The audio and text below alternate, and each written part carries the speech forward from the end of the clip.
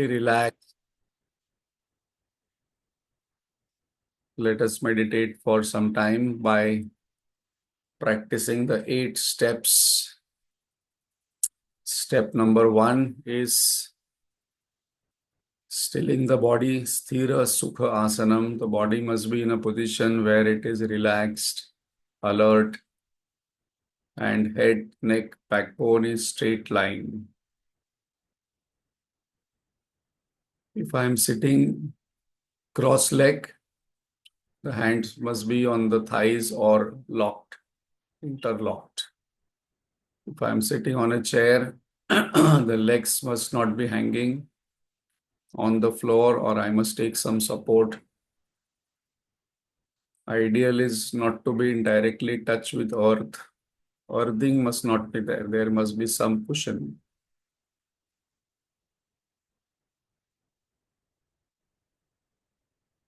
Let us resolve step 2 that for the next 10 minutes, when I am practicing meditation, my body will not move. I will not get distracted, disturbed. I will focus on the sound, on words, and experience the pointing of the words where they will take me. Words are pointers.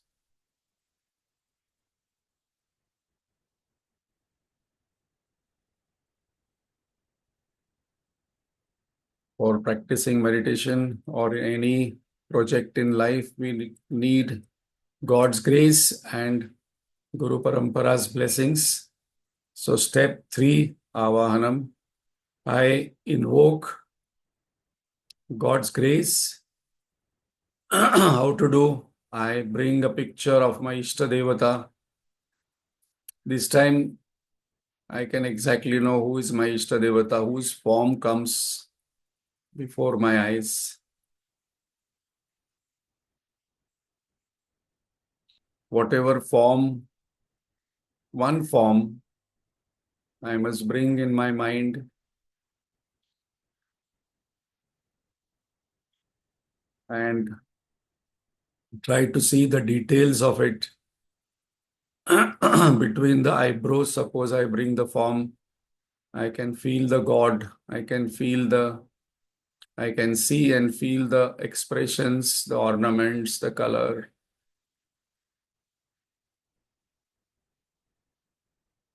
If no form is coming, then I must invoke my Guru's form.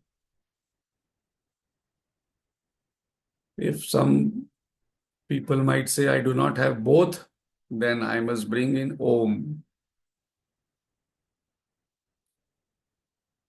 So this form is very important. To hold on to the form for some time and invoke grace.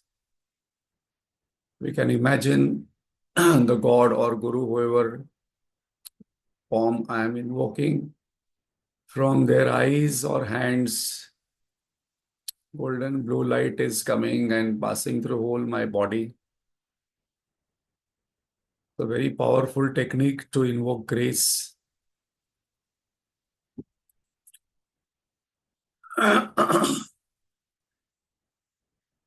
The third step will take me to the fourth step.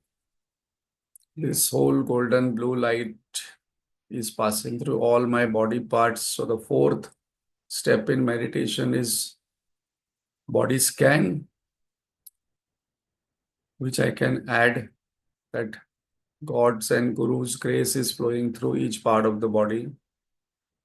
So let us relax and heal our head, face, eyes, brain. Let us imagine that the light is flowing through all these parts and healing and relaxing the shoulders, hands, back, the spinal cord from where all the nerves pass, my chest, heart, stomach, intestine, spleen, kidneys.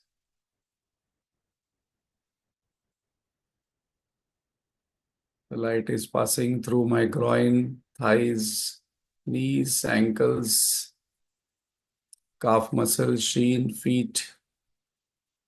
Entire body is filled with light, healed and relaxed. This is a very important step, helpful for all meditators to stabilize.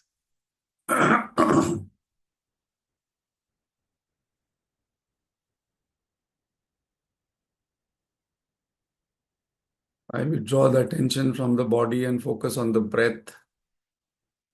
I can imagine that all negativities, impurities are passing out through exhalation, as we are learning in Amritabindu Upanishad, that two types of mind, impure and pure. All impurities are going out through exhalation, and all purity is coming through inhalation. Just focusing on inhalation and exhalation.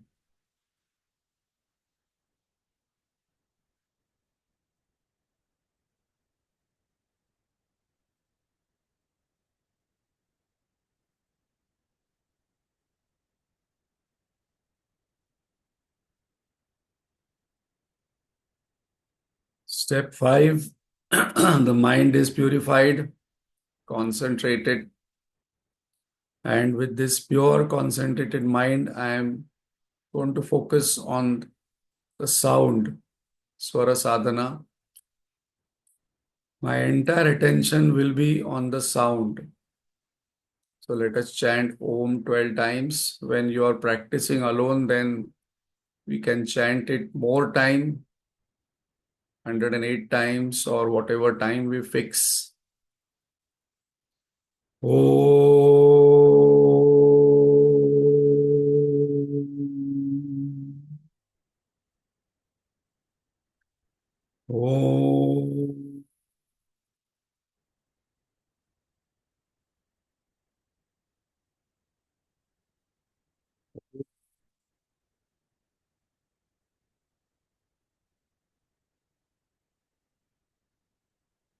Om.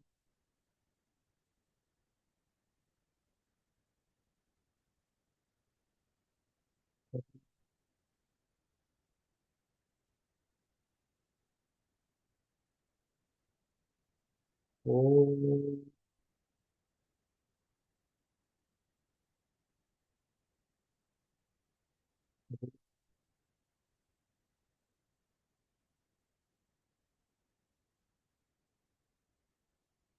Om.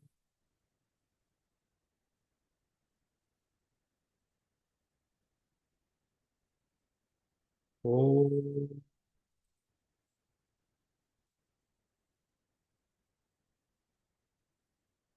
Om.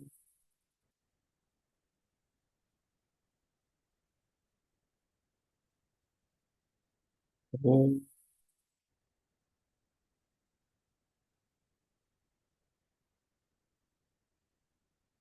Om.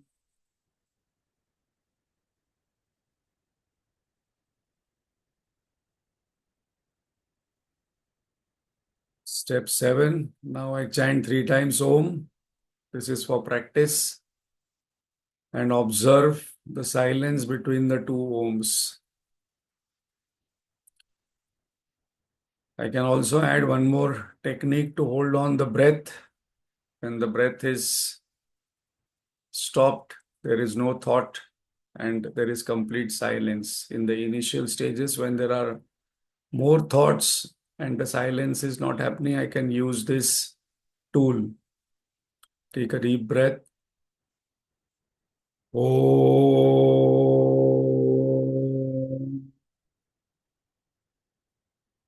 I can hold the breath.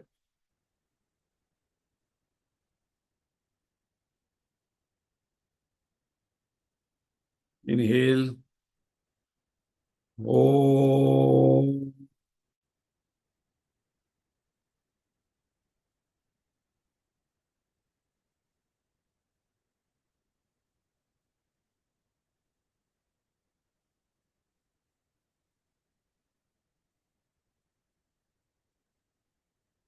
Inhale. Oh.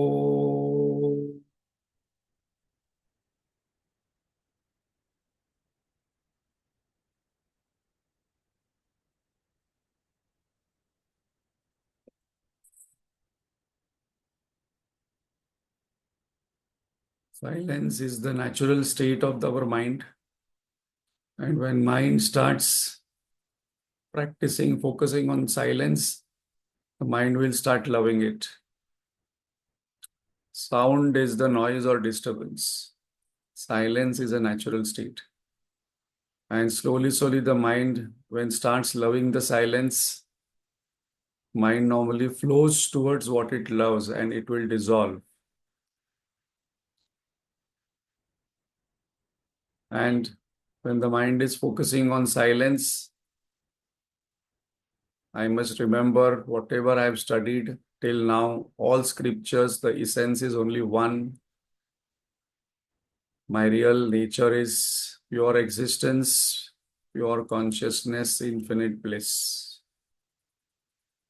Satyam Jnanam Anantam Brahma, Satchitananda Swarupaya Namaha. These 3, 4 sentences I must bring into our mind when we are focusing on silence. If other thoughts are coming, or the 4 Mahavakyas. Prajnanam Brahma, Ayamatma Brahma, Tattvamasi, Aham Brahmasmi, Aham Brahmasmi, Aham Brahmasmi, Aham Brahmasmi, Aham Brahmasmi, not allowing any other thought to come. And when mind is held in this, it slowly, slowly starts dissolving. This is a process given in the 4th and 5th mantra of Amritabindu Upanishad.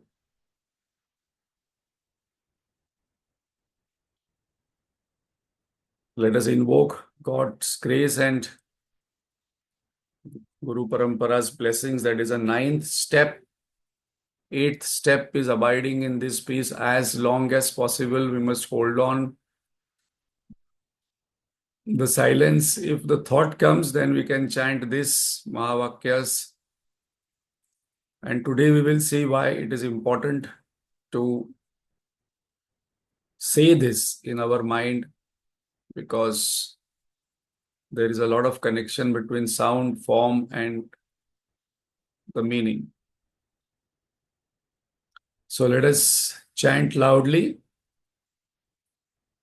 Om Sahana Vavatu Sahanau Bhunaktu Sah Viryam Karvavahai Tejasvinavadhitumastu ma vidvishavahai. Om Shanti Shanti Shanti. ॐ भद्रं कर्णेभिः शृणुयाम देवाः भद्रं पश्येमाक्षभिर्यजत्राः स्थिरैरङ्गैः सुष्ठुवागंसस्तनूभिः व्यशेम देवहितं यदायुः स्वस्ति न इन्द्रो वृद्धश्रवाः स्वस्ति नः पूषा विश्ववेदाः स्वस्ति नस्तार्क्ष्यो अरिष्ठनेमिः स्वस्ति नो बृहस्पतिर्दधातु ॐ शान्ति शान्ति शान्तिः। अखण्डमण्डलाकारं व्याप्तं येन चराचरं तत्पदं दर्शितं येन तस्मै श्रीगुरवे नमः। अज्ञानतिमिरान्धस्य ज्ञानाञ्जनशलाकया चक्षुरुन्मीलितं येन तस्मै श्रीगुरवे नमः। गुरुर्ब्रह्मा गुरुर्विष्णुः गुरुर्देवो महेश्वरः गुरुरेव परं ब्रह्म तस्मै श्रीगुरवे नमः। स्थावरं जङ्गमं व्याप्तं यत्किञ्चित् सचराचरं तत्पदं दर्शितं येन तस्मै श्रीगुरवे नमः। चिन्मयं व्यापि यत्सर्वं त्रैलोक्यं सचराचरं तत्पदं दर्शितं येन तस्मै श्रीगुरवे नमः। त्वमेव माता च पिता त्वमेव त्वमेव बन्धुश्च सखा त्वमेव त्वमेव विद्या द्रविणं त्वमेव त्वमेव सर्वं मम देवदेव सदाशिवसमारम्भां शङ्कराचार्यमध्यमाम् अस्मदाचार्यपर्यन्तां वन्दे गुरुपरम्पराम् श्रुतिस्मृतिपुराणानामालयं करुणालयम् नमामि भगवत्पादशङ्करं लोकशङ्करम् शङ्करं शङ्कराचार्यं केशवं बादरायणम् सूत्रभाष्यकृतौ वन्दे भगवन्तौ पुनः पुनः समस्तजनकल्याणे निरतं करुणामयं नमामि चिन्मयं देवं सद्गुरुं ब्रह्मविद्वरम् Hari Om. Thank you, Vidya. So after we chant Om, till that time it is a doing part. So sometimes it becomes easy. After that, one more technique we can use, that suppose we are observing silence or some thought comes, we can also, that is the time we must ask question that who is observing the silence. And then the attention will shift to the I, because we don't want the attention to go to idam. We want the attention to be on the aham. So who is observing the silence? Who is observing the thoughts? Who is observing the sound? Who is observing the disturbance? That question, suppose we put Ramana Maharshi's question, that time, the timing is important. Otherwise, any time we put, it will not be very effective. But that time the mind is settled down, and then immediately the mind will come back to the source, because we want the mind to settle in the source, not go in the world. So that is another technique we can use. And the mind, like in deep sleep, when it goes, we do not know when we sleep. So when the mind will dissolve, we do not know. So I would request Vidya to chant 1 to 5 verses. Today we will take the 6th verse. Amritabindu Upanishad technically is completed. And now, Sixth Etat wise, Jnanam no? cha Dhyanam cha Shesho Nyayasya Vistara. So after this 6th verse is logic for Madhyam Adhikari and further people. For Uttam Adhikari, this much is enough, because not interested to know anything.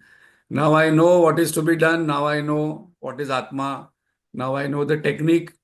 I'm not interested. The person starts practicing meditation. But if there are still doubts, still I do not know the nature of Atma, then these further verses are coming for Atma attributes and technique of meditation using sound sadhana. This is a further Amritabindu Upanishad.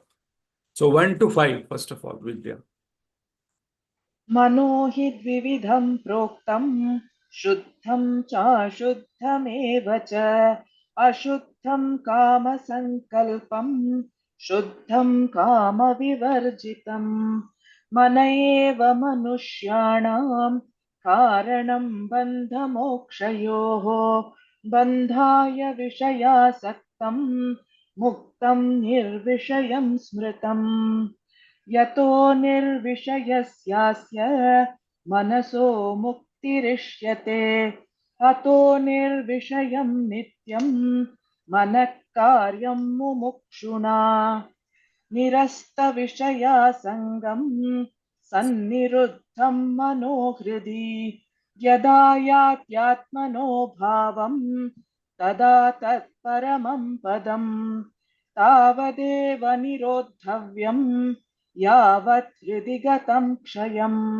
एतत् ज्ञानं च ध्यानं च शेषो न्यायश्च विस्तरः So this is Amritabindu Upanishad. So Manohi Dvividham Proktam means there are two types of minds. What are the two types of minds? Shuddham and Ashuddham. Pure mind, impure mind. Impure mind, first of all, we must study more. What is impurity? Kama, Krodha, Lobha, Moha, Mada, Matsaram. And now one more added. Sankalpa. Sankalpa is a cause of 6. So 1 plus 6.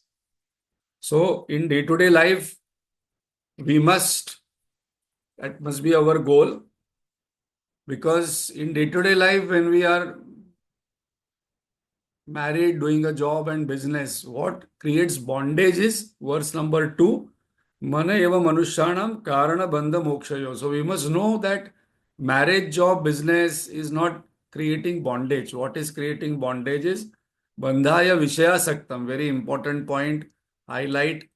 And henceforth, one must not think that my spiritual growth is not happening because I'm married, because there is job, because there is business, or I'm involved into looking after, people or doing a lot of things. Bandhaya Vishaya Saktam. That means the cause is basically attachment towards sense objects, not sense objects. Attachments towards people, not people. And that attachment is the cause. Asakti is the cost. And asakti is caused because of ahankar. And ahankar is caused because of avidya. So what is the solution to this? Verse number 3. Yato hi nirvishayasya. So mano mukti rishyate. So I must constantly practice whenever I'm in the waking state. This is very important. People think meditation I have to do 15 minutes, 10 minutes, 20 minutes. Even 5 minutes meditation is excellent. Suppose I have lived my waking life and transacted properly. If my transactions are not proper and then I'm just creating more attachments, more fear, more anger, more jealousy, and then, constantly cribbing, complaining throughout, the mind is not pleasant and peaceful. And then I understand all the scriptures and I'm meditating, it will not work for me. So those who are spiritual sadhaks, they take 24 hours as a sadhana time. Waking time is meditative living and then meditation practice. Two aspects we saw when we learned meditation. Meditative living is all the time I am asking myself, am I getting attached? Am I doing this activity out of attachment? Immediately I will know how to know my mind remains peaceful when I do any activity unattached. So that is an immediate parameter. When my mind is getting agitated by doing any action, whether it is cooking, bathing, transacting, talking, and going out in the market, suppose my mind is getting agitated constantly, then there is a lot of attachment. And then I'm doing it as a body, mind, intellect. I'm not remembering the goal. Ato nirvishayam nityam. How long to do nityam? This practice I have to constantly do. So 24 hours is a very short time a sadhak must feel. Because constantly I am working on myself. Immediately I catch, no, this thought came in my mind. This is impure thought. This is not a pure thought, because we already know what is purity and impurity. If I still don't remember, then again I go back to the first verse of Amritabindu and see what is impurity. Kama, Krodha, Lobha, Moha, Mada, Matsara. And then Nirastha Vishaya Sangam, Sandiruddham Manorudif, verse number 4, that this is what I have to practice detachment. And what will be the goal? What has been mentioned, very, very beautiful line, underline this particular line, verse number 4, which is giving the Mahavakya of Amritabindu Upanishad, Atmano Bhavam Tada Tat Param Padam. So when this mind dissolves in Atma, myself, that is a time I reach the highest padam. Yada yatmanano, yada yatyatmano bhava, atmano bhavam tada tatparam padam. So that is the highest. When that I, so the only one thought will remain in the last I, and that I thought will dissolve. And before it dissolves, the I thought will come in contact or in experience with the Atma, and that is called as Savikalpa Samadhi. And when the I thought dissolves, it is called as Nirvikalpa Samadhi. Tavadeva Nirodhavam. How long we should do? We should continuously practice till the mind dissolves in the self. This is Jnanam.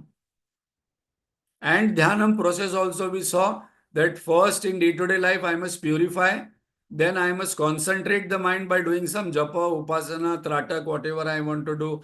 Just sit down and look at one place with open eyes, any spot, Om or my Guru's photo or God's photo, and keep looking at it. My concentration will increase.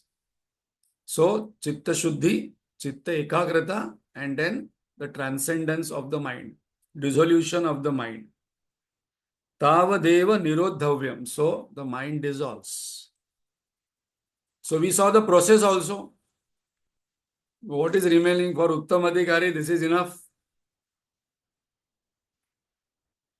And then Bhagavan said that Etat Shesho Nyayasya Vistara. So, now we will see Vistar, various techniques, various attributes of Atma. And then one very important point for seekers immediately coming in the sixth verse, that we must not get entangled into the jungle of words. This scripture, that scripture, that scripture, that is for teachers. If you want to teach other people, then it is required to study. But if I am not practicing meditation, if I am not practicing purification, and again I'm keep on studying the scriptures one after another, that scriptures will become load. Because the mind is not getting purified, and I'm again adding more and more load with lot of logic. Nyaya Vistara. So Bhagavan is cautioning here immediately in the sixth. So how he cautions, we will see, and how the whole thing is expounded by the Lord. Because Atma is only a word. Brahman is only the word. Pure consciousness is only a word. When I say to myself in meditation, I am pure existence, I am pure consciousness, I am infinite bliss, these are words. And if I get stuck in the word, then there is going to be a problem. So now the sixth verse we see, Bhagavan is saying is that it cannot be thought of whatever I want. So the whole challenge here in this meditation is that Atma cannot be thought of. It is beyond thought. It is beyond any concept. But it can be thought of. How can you say both? It should not be contemplated, but it is the only thing to be contemplated. Four things are said here. I'll repeat. Atma, now what Bhagavan is saying very interestingly, that it cannot be thought of. First sentence. Then he says it can be thought of, but it can be known. Third, he says it cannot be contemplated. And fourth, he says, no, no, but it can be, it has to be contemplated because it is the only thing worth to be contemplated. Naiva chintyam, na cha chintyam, na chintyam, chintyam eva tat. So we will request Vidya to chant the sixth word twice and see the meaning and analyze the sixth verse. नैव चिन्त्यं न चाचिन्त्यं न चिन्त्यं चिन्त्यमेव तत् पक्षपातविनिर्मुक्तं ब्रह्म सम्पद्यते तदा नैव चिन्त्यं न चाचिन्त्यं न चिन्त्यं चिन्त्यमेव तत् पक्षपातविनिर्मुक्तं ब्रह्म सम्पद्यते तदा. And then very interestingly, it says that Brahma is impartial. Suddenly, how come you talking about where this impartiality is coming in Upanishad? We talk of in day-to-day life, you are partial, you are partial. Here, Brahma is not partial, Bhagavan is saying. So, what is the meaning of that, we will say. So, knowing self. Now, what is my goal in meditation? Know the self. Now, Bhagavan is saying, neither it can be thought of. Just now you said you focus on, in meditation, you focus on self, know the self. Om Brahmavid Apnoti Param, Taittiriya Upanishad says, the knower of Brahman attains supreme. And now you are saying, no, no, it cannot be thought of, it cannot be known. Then again you say, no, cha chintyam, no, no, no, no. Not that it cannot be thought of. No chintyam, but it cannot be contemplated. But it is said chintyam eva cha. That means that is the only thing to be contemplated in this life. How can these contradictory statements are coming in one line? And then say, okay, Bhagava, Atma self is not partial. So we will analyze and see what it means. So now we have to pay attention. Then one attains Brahman, the self which is devoid of any partiality. If I understand Atma, Brahman in this way, I will attain. If still I don't understand this, I will not attain. So now first part we have to pay attention. We have got 15 minutes. So why we are keeping this meditation, chanting and this analysis? Because these are deeper analysis. We can't take more topics in one class. So 15 minutes, the essence we catch and then we have to contemplate during the week. Challenge, how to explain the self. You can try in your family, try to explain the smell of a rose to a person who has never seen a rose or heard of a rose. You can try explaining what is a cow who has never seen a cow who is going in the mountain. It is not very easy. So now what is how to explain the self which you are meditating? But just now you said you purify the mind. Okay, 6 plus 1. Then you do Shravan, Manan, Nididhyasam. Then you go 3 and then attain 1. But that 1, how will you explain? So now the whole Upanishad, Amritabindu Upanishad, couple of verses will be what is this self and how it starts very beautifully. How does the mind self cannot be known as the way we know other things. That is a main point to be caught here. How do you know that you are holding a pen right now? Suppose you are writing. How do you know a book? How do you know a laptop? How are you knowing that the sound is coming? You say, no, no, no, I understood. At the end of the session, suppose I ask any questions? No, no questions. I understood everything. How do I know that I have understood? Important question. How do I know that I have understood? How do I know that I have not understood? So, what is the process of mind? Then how the mind knows things?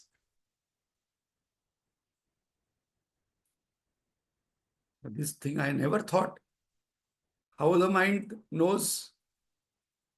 And then we are so confident of my knowledge. No, no, this person is bad. How do you know? This person is bad. This person is good. How do you know? This person is good. No, no, now I know Atma. How do you know Atma? I know definition of Atma. What is the definition? This definition must be by hearted. Huh? Panchakoshatitah avasthatraya sakshi karana sharira vyatiriktam. Then Satchit Ananda iti Atma. This is me. This is me. But I don't have any feeling only when I chant this definition. No feeling comes. But suppose somebody says that you are a bad person, you didn't do your job properly, so much anger comes. So how does the mind know? It knows when it assumes itself. This is an important point to note. Itself as subject and all others as object. Very important point. Mind becomes the subject and all other thing becomes the object. Then only the mind can know. And what is the object? Very importantly, I had a discussion with somebody recently. Nirupama, there is one Nirupama, I don't know how many people know. Guru Prasad Nirupama. She used to come from Vashi for chick class. So she had come home. So she asked that, how can you prove that intellect is inert? What is the proof? I have studied. Intellect is inert, Atma is sense. How do you know? So now how the mind knows? The mind becomes the subject and all other thing becomes the object. So suppose I say, I know tomato. So tomato becomes the object and mind becomes the subject. And how do I know tomato? By only two things, form and name. Nama or Nami. So now very important. Yesterday itself I was listening in Bhakti Sadhana. In all Bhakti Sadhana, this is the main topic they take. Nam or Nami. Name and form. And the second Siddhanta is that Nami is the slave of Nama. If I take name, the form has to come. So God, when I say Ram, Ram, Ram, Ram, Ram, Ram has no choice than to appear as a form because I am taking his name. Name is more important. Guruji has said, you saw the glory of Chinmay mission when Gurudev was there. When Gurudev took Mahasamadhi, he told, now you will see the Mahima of his Nama, name. So Nam or Nami, this is a very important discussion which comes in Mandukya Upanishad also in detail. Nam or Nami. So how do we know the object is only known through the two things, name and form? Naiva Chintyan, self cannot be thought of. Why? Self is not an object with name and form, but subject of mind, because of which I know. So I cannot know Atma as an object. This is very, very important because in meditation, the mind unknowingly starts expecting Atma or assuming Atma as an object because initially I have to superimpose. But then mind is so used to knowing things, and when I ask the question, who am I? People say nothing happens because nothing will happen. Because no form and name will come. Very important point because I has no norm and form and name. I means myself. I have no form and name. Otherwise, suppose I ask, who am I? I'm not the body, I'm not the mind, I'm not the intellect. Then who am I? Then no name and form will come because that I notion has no name and form. So self cannot be known as an object. So first part is Naiva Chintam, self cannot be thought of. So there cannot be a thought of Atma. It cannot be thought of. It is beyond thought. Then self has no qualities. Then how can you say Satchidananda, Satyam, Jnanam, Anantam? These are attributes. These are not qualities. Quality means it will have a form and name. Existence, consciousness, bliss are not qualities, they are attributes. We are doing Amritabindu Upanishad, but in earlier text we have discriminated between guna. Guna means quality, but these are not guna because guna means guna is possible only of a thing which has name and form. And that's the reason we say guna tita, beyond guna. So Satchitananda are not qualities, these are attributes. What are attributes? Sweetness is not an attribute of sugar. Sweetness is not a quality of sugar. Sweetness is an attribute of sugar. If I remove sweetness, sugar will not remain.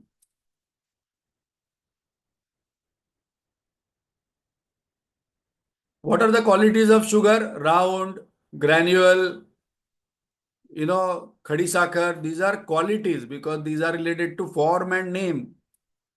So very important discrimination between guna. And then there is a dharma. So this is their dharma. Existence, consciousness, infinite bliss is the dharma. Whose dharma? My dharma.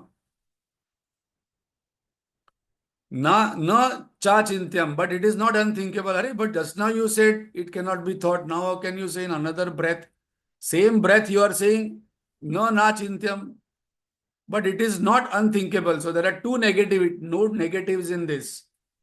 But it is not unthinkable. How?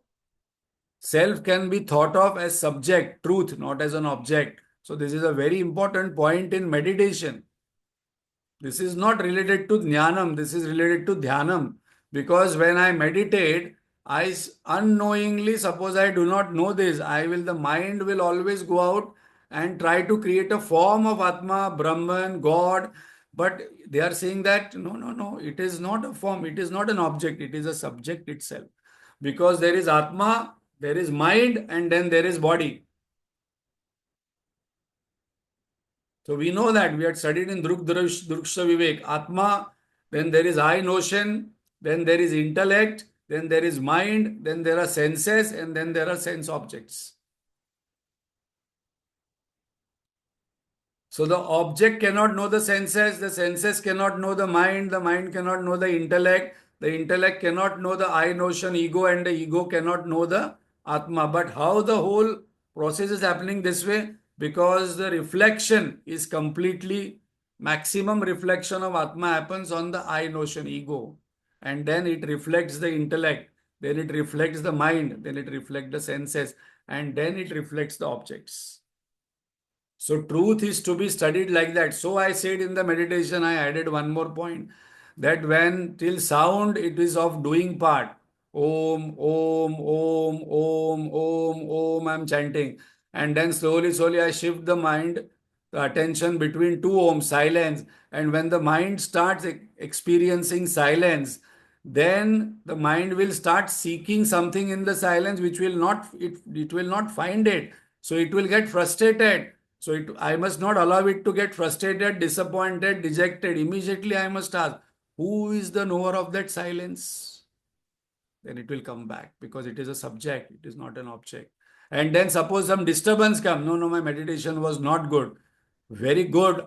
At least I am aware that meditation was not good. Then I must ask, who was the observer of the disturbance? Then the mind will come back. So this is how I withdraw the mind from the object to the subject. Otherwise, it is not very easy to withdraw the mind from object to subject because mind is the object. Mind is inert and the object is inert. So the mind is inert. Inert can know itself. But then again you are saying, na chintyam, it should not be thought of. Why should I not think? Because it should not be thought of as an intellectual concept. So outside when I talk, I should not say, no, no, I can write 1 page of Atma. I can write 10 pages on Brahman. I can write 15 pages on Atma, Jiva, Brahma, Aikya, because it is not an intellectual concept. This is very important to note, especially for Shastra. Shastra vasanas also have to let go sometime. Self is beyond concept, beyond words. Words can only be pointers. So language of contradiction is used in scriptures. Drop all thoughts, concepts in the meditation. When I sit for meditation, very, very, very, very, very, very, very important point. Those who are practicing, they will experience this, that when I am practicing meditation in the last stages, what will come between me and my experience will be this words as disturbance. Hey, Atma was Brahman, Atma is self-illuminating, then some words will come. Spuratirut Swayam Paramapurna Sad. Then I'm still contemplating about the words. I'm not able to shift beyond the words. But then again you are saying Chintam Evacha. Self alone need to be thought because that is our source of happiness. That is the goal of life. There is nothing worth thinking about because everything is illusory. Everything is inert. The intellect is inert, thought is inert, mind is inert. So only one thing is sentient, Shashwata, is Atma. So Chintya Mevacha, that is only worth knowing, worth contemplating, worth thinking. So whatever happens in this life, I must immediately come back to Atma. Somewhere I must practice something, some form of meditation that while day-to-day life, I must keep thinking about God and Atma or Brahman. And that's the reason in Bhakti Yoga or in Jnana Yoga it has been given. In Jnana Yoga, what is given? Ishavasyam idagam sarvam yatkincha jagatyam jagat. I must remember that. That entire world is pervaded by Isha. In Bhakti Yoga, I must say, okay, all are, uh, what in Bhagavad Gita verse we must remember. That Aham Atma Gudakesha. In everybody is Atma, there is, everybody is Atma, God is there. Or Bhagavan says that I am your Ansha. So everybody is Ansha of God only. People who are coming in life, they are God only in another form. So this way I practice meditation in day-to-day life. Self is not some other thing than me. I am Satchidananda, not that I am having Satchidananda, nor I is equal to Satchidananda. Then how will I know I have realized self is self-illuminating, that we have already seen. Because the mind is inert, intellect is inert, all my knowledge will be inert. So the inert cannot know the sentient. Your chair, who is what you are sitting on, it cannot know you. The senses in the body cannot know the mind. The mind cannot know the intellect. The intellect cannot know the ego, and the ego cannot know the Atma. Cannot know because the gross cannot know the subtle. So once I abide in self, I attain Brahman because self is Brahman. Pakshapata vinirmuktam Brahma. Brahman is Sachidananda. Brahman is impartial. Meaning of partiality. What is the meaning of partiality?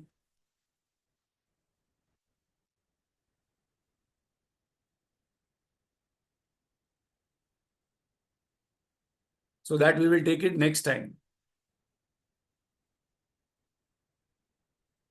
What is the meaning of partiality? We'll take it next time. But this today's verse is a very important verse where there's a lot of subtle thoughts are there that why it can be thought of, it cannot be thought of, it cannot be contemplated, but it is the only worth thing to be contemplated. These four pointers, I have to contradictory pointers I have to understand because truth is paradoxical.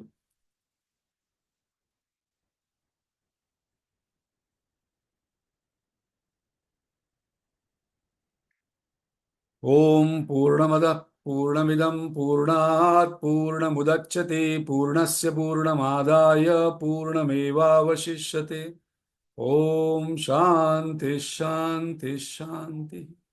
Harihi Om Shri Gurubhyo Namaha. Harihi Om.